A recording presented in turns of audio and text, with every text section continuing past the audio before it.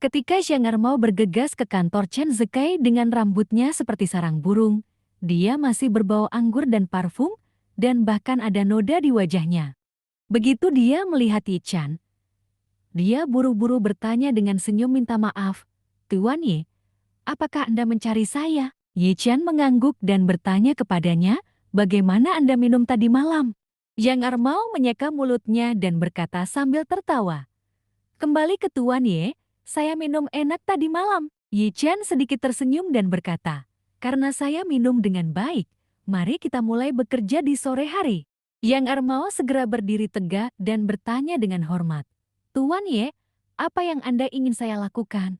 Beritahu saya, apakah Anda akan kembali brankas di kamar? Saya taruh sendiri tadi malam saat saya masih bangun. Jangan mandi. Setelah mencuci, Anda mengirimi saya penarik jari Anda, lalu pergi ke jalan antik untuk mendirikan kios. Saya menemukannya kemarin. Orang tua belanja Anda telah menunggu Anda sepanjang pagi." Hei, Yang Ermao memulihkan semangatnya dan bertanya, "Tuan Yi, apakah lelaki tua itu pergi ke jalan antik lagi? Mungkinkah dia mencari saya, mengembalikan barang? Bagaimana mungkin?" Ye, Chen berkata sambil tersenyum. "Dia masih ingin membeli lebih banyak barang dari Anda, dan setelah Anda pergi menemuinya nanti, Anda akan mengatakan bahwa keluarga Anda sebelumnya belum siap untuk menjual semua barang untuk saat ini. Keluarkan semuanya, tetapi jika dia bisa menunjukkan ketulusannya. Keluarkan semuanya, tetapi jika dia bisa menunjukkan ketulusannya, kamu bisa bertarung untuknya." Yang Ermao buru-buru bertanya, "Tuan Ye, seberapa besar ketulusan ini?" Yi Chen berpikir sejenak dan berkata, "Setidaknya Anda harus meminta 200.000 dolar as terlebih dahulu. Setelah 200.000 dolar as tiba, Anda dapat memanggil asisten La Chen, berhenti berbicara omong kosong, dan katakan saja satu kata. Tolong beri kirim beberapa barang, dan Anda tidak perlu khawatir tentang sisanya, saya akan mengirimkan satu jari lagi kepada Anda." Yi Chen berkata lagi, "Jari kedua adalah, Anda menawarinya 100 dolar. Zhang Ermao tertegun sejenak.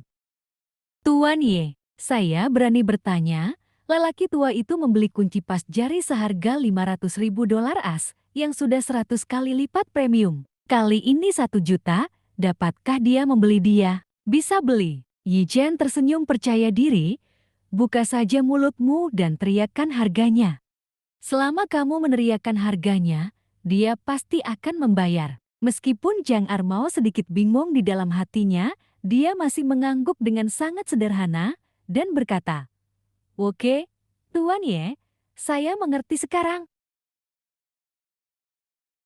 Sudah lewat jam 1 siang. Jalan antik di bawah terik matahari tidak memiliki banyak lalu lintas. Chang Shengbo masih mondar-mandir di jalan. Matanya terus-menerus mengamati para pedagang. Sebuah pria yang mendirikan warung sudah tidak tahan lagi, membuka mulutnya untuk bertanya. Saya berkata, "Pak Tua, Anda telah berjalan mondar-mandir sepanjang pagi, dan mata saya telah membuat Anda bingung. Di hari yang panas ini, tidak bisakah kamu menemukan tempat duduk sebentar?" "Tidak, saya akan memberi Anda 1 dolar Anda pergi ke Dongtao untuk membeli es loli." Chang Xingbo memelototinya dan berkata dengan dingin, "Aku bisa berjalan sesukaku, apa hubungannya denganmu? Jangan bicara omong kosong. Hati-hati orang tua itu akan menghapusmu." Rumput, penjual itu sangat marah sampai hatinya sakit.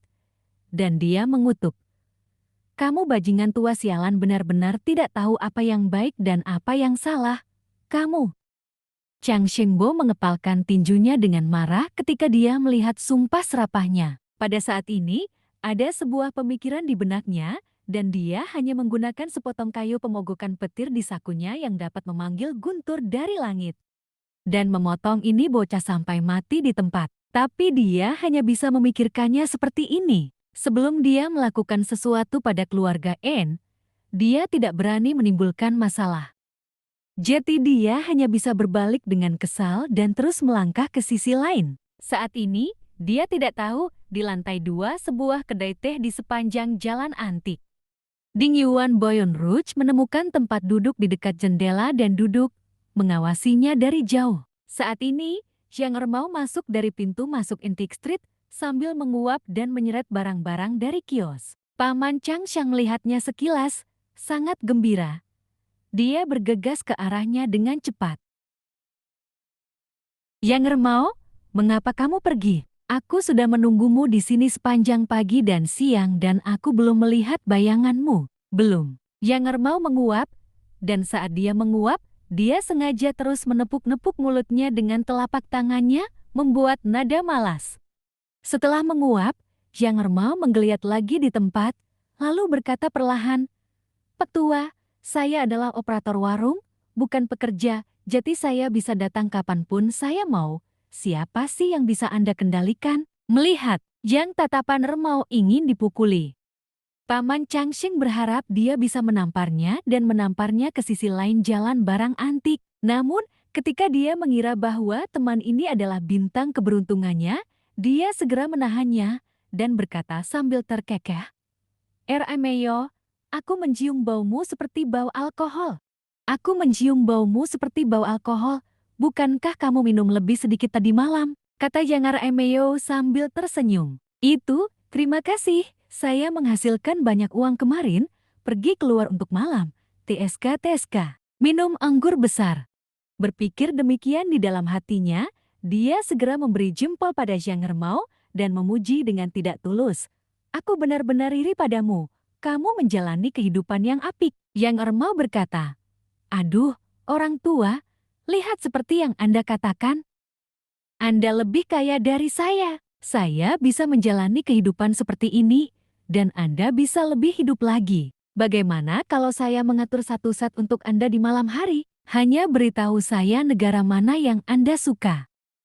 Apakah Anda suka orang Jepang dan Korea, atau apakah Anda suka orang Eropa dan Amerika?" Sejujurnya, gadis muda Rusia ini sangat cantik dan jujur. "Sangat." Chang Xingbo segera melambaikan tangannya. "Jika kamu tidak bisa melakukannya, mari kita bicara tentang bisnis yang serius.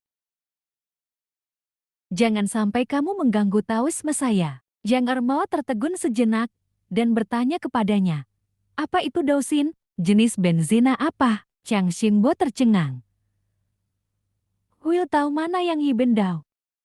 Yang Ermao berkata dengan santai, "Di Jepang, dermawan wanita di kuil mereka selalu terkenal." Begitu Chang Xingbo mendengar dia berbicara tentang dermawan wanita Jepang, dia tahu bahwa dia tidak boleh menahan kentutnya dengan baik. Jadi dia segera mengulurkan tangan untuk menyela dan berkata, "Ermao, tidak apa-apa Ermao. Mari kita berhenti berbicara ke samping. Saya datang kepada Anda hari ini hanya untuk bertanya, apakah Anda bisa mendapatkan barang bagus dari keluarga Anda sebelumnya?" Yang Ermao menahan senyumnya dan berkata dengan wajah serius, "Pak Tua, saya membuat panggilan khusus tadi malam untuk melaporkan masalah Anda." Paman Changxing buru-buru bertanya, "Lalu apa kata keluargamu?" Yang Ermao berkata, "Keluarga saya berhati-hati. Mereka biasanya hanya mengirim sekali beberapa minggu, tetapi saya mengatakan kepadanya bahwa lelaki tua itu dapat diandalkan dan murah hati. Jangan bicara tentang belanja. Hanya biaya perkenalannya ratusan ribu dolar, kami tidak memiliki kesempatan untuk bertemu pelanggan sebesar itu, jadi saya membujuknya untuk memberi Anda beberapa barang lagi." Chang Xingbo bertanya, apakah dia setuju? Dia bersikeras meminta saya untuk meminta biaya perkenalan 2 hingga 300 ribu yuan pertama, dan meminta saya untuk memberikan setengahnya untuk setiap orang. Anda mengatakan orang ini terlalu banyak. Chang Xingbo tidak dapat mendengar apa yang dipikirkan Yang Ermao dan berkata dengan cepat, "Ermao, biaya rujukan sangat mudah untuk dibicarakan. Selama Anda dapat mengizinkannya mengirimkan kepada saya akan memberi Anda 200 ribu biaya rujukan." Yang Ermao segera berkata, "Orang tua, yang saya bicarakan adalah dolar as." Chang Xingbo tahu bahwa dia dibantai, tetapi dia tidak terlalu peduli saat ini dan langsung berkata dengan tegas, "Saya juga berbicara tentang dolar as." Kali ini, Chang Shengbo sudah akrab dengan jalan. Dia segera menyalakan teleponnya, mentransfer 200 ribu dolar ke Zhang Ermao. dan kemudian tidak sabar untuk bertanya kepadanya, "Ermau, bisakah kamu mengirimkannya kepadaku sekarang?" Zhang Ermau menepuk dadanya dan berkata, "Kakek, tunggu sebentar. Saya hanya akan menelepon dan mendesaknya." Chang Shengbo buru-buru berkata, "Saya hanya perlu keluar dari lubang yang sama dengan dua hal itu. Jadi jangan membodohi saya." Zhang Ermau tersenyum. "Siapa yang tahu tentang benda itu? Tanyakan pada pemilik makam. Mungkin dia suka memakai jari ketika dia masih hidup." Kedua kakak laki-laki itu satu di setiap sisi. Bukankah itu terlihat megah? Chang Shengbo merasa sedikit tertekan. Dia sebenarnya tidak terlalu tertarik dengan senjata sihir dari formasi pasif semacam ini. Menurutnya, dibandingkan dengan yang dia dapatkan kemarin, yang bisa memanggil guntur, senjata ajaib semacam ini seperti langit dan bumi. Harapan dalam hatinya masih menanti untuk mendapatkan senjata sakti yang dapat meningkatkan daya serangnya.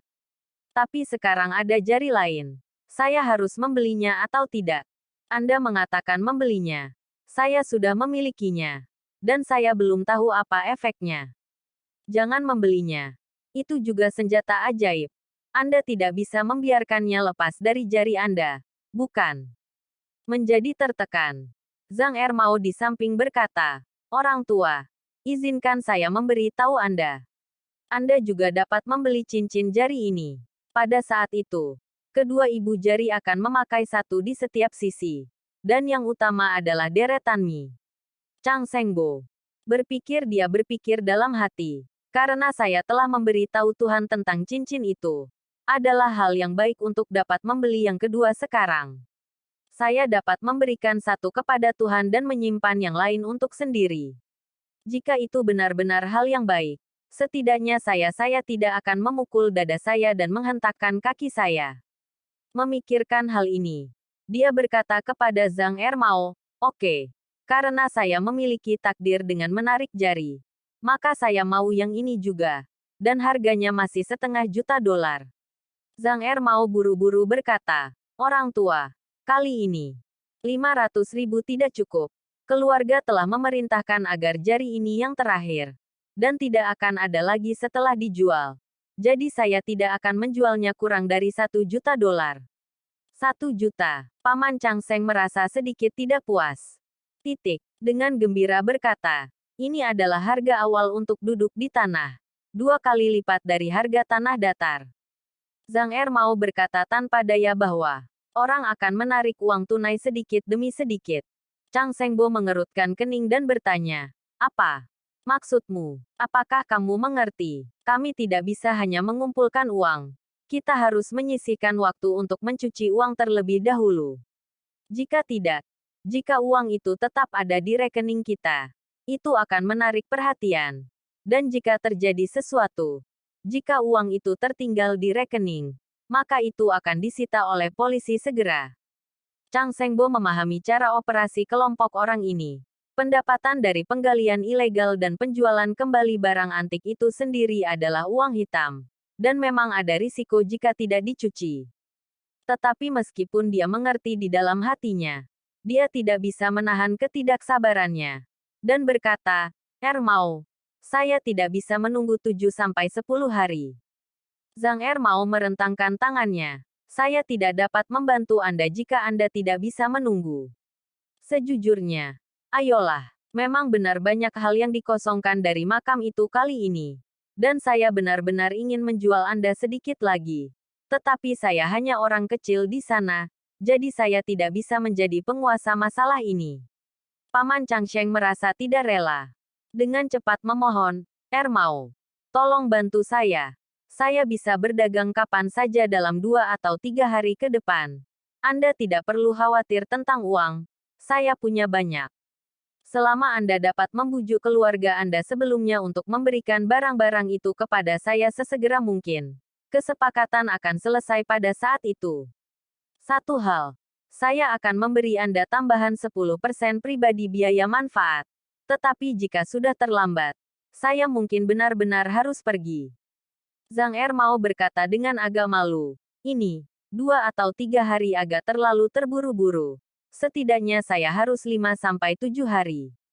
Paman Changsheng menjadi lebih tidak sabar. Dan berkata, aku punya banyak hal yang harus dilakukan. Jadi aku benar-benar tidak punya banyak waktu untuk tinggal di Jinling. Setelah itu, dia mengertakkan gigi dan berkata, Ermau, saya akan menunggu Anda tiba paling lambat sebelum lusa. Jika Anda bisa mendapatkan barang selama periode ini, Anda dapat menemukan saya di Holiday Hotel di gerbang barat Antique Street.